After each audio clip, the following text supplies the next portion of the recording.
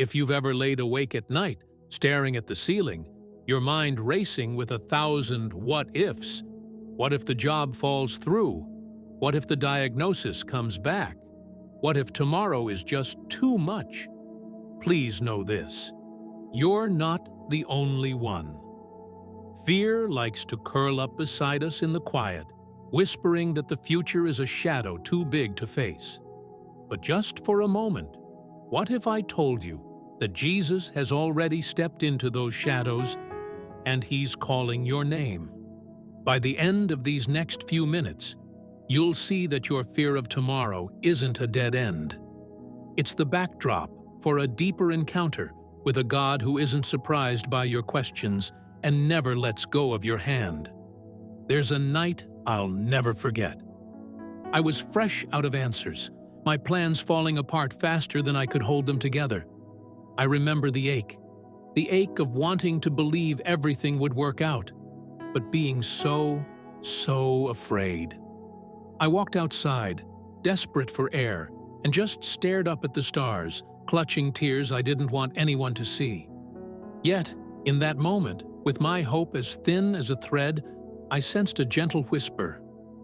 I am already in tomorrow. It wasn't a loud voice, but it was enough. Standing under that vast sky, I glimpsed something I'd missed in my fear. A presence bigger than the unknown, and a love that doesn't stop at the edge of my control. Even here, God was working. We don't like to talk about it, but anxiety about the future is as old as humanity. If you're worried, it doesn't mean you lack faith. It means you care deeply. The lie we often believe is that our fear disqualifies us from God's presence or His plans. But the truth?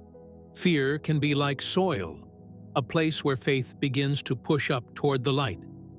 Imagine it: a seed planted in the dark, hidden and small, but under the surface, something miraculous is happening. God isn't impatient with your questions. He's like a gardener, tending gently, never uprooting you for being afraid. Your fears are not evidence of failure, they're invitations. Even here, God is at work.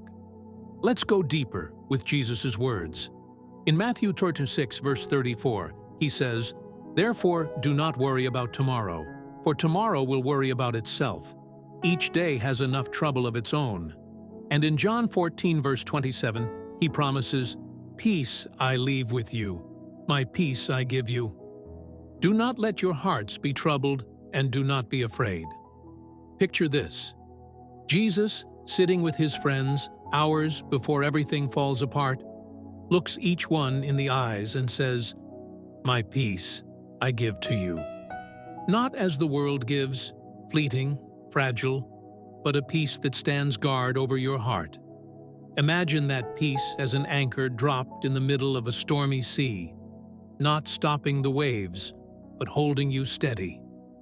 Or think of Him as a lighthouse, shining out into the fog of your worries, guiding you home one step at a time. What if your tomorrow is already secure, not because you can predict it, but because you are held by the one who lives outside of time, whose love never sleeps?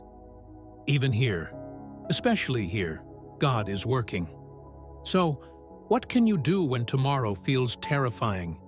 Here's what's helped me, and countless believers across centuries, find peace in the middle of the unknown. First, start with one verse. Don't try to solve the whole future. Breath in Matthew 6, verse 34, or John 14, verse 27. Let it be your anchor every time worry rises. Second, pray, don't perform. See prayer less like a script and more like a real conversation. Even, "Help me, Jesus," is enough. Talk to Him honestly. He's not put off by your fear. Third, write it down, grab a journal, or even just a scrap of paper, and spill your anxieties out to God as a letter. Sometimes faith grows best where we admit we're weak. Fourth, connect with others. Confide in someone safe. God's comfort often arrives wrapped in the presence and encouragement of His people. Even a text or a prayer request can unlock new courage. Fifth, take one brave step. Maybe it's sending the email, making the call, or simply getting out of bed. Each small act of courage is an act of faith, and God delights in your steps, however shaky. Even here, where the future feels foggy and your heart pounds, God is working. Let me pray over you right now. Jesus, you see every shaking hand and racing heart. You know the nights filled with what-ifs and the burden of carrying tomorrow's weight before it even arrives. Lord, I ask that your peace, the peace only you can give, would flood over this precious listener right now, like a tide washing over parched ground. Remind them that they are not alone, not forgotten, and never abandoned. Show them your nail-scarred hands reaching out in the dark, holding every tomorrow they're so afraid of. Let your love be the sunlight, warming the soil of their soul, coaxing seeds of trust to life, even when the way forward is hidden. I bless their mind with clarity, their body with rest, and their spirit with hope. May they sense you whispering, I am already in your tomorrow. Let blessing and courage rise in them, story by story, day by day, as you lead them into future and hope. In Jesus' mighty name, amen. If today's message speaks to your heart, I'd love to hear your story, your questions, or how I can pray for you. So drop a comment below or reach out. If you're looking for more encouragement, check out the next video or join our free devotional group. Remember, your doubts and fears are not a dead end. They're a doorway to encountering Jesus in a new way.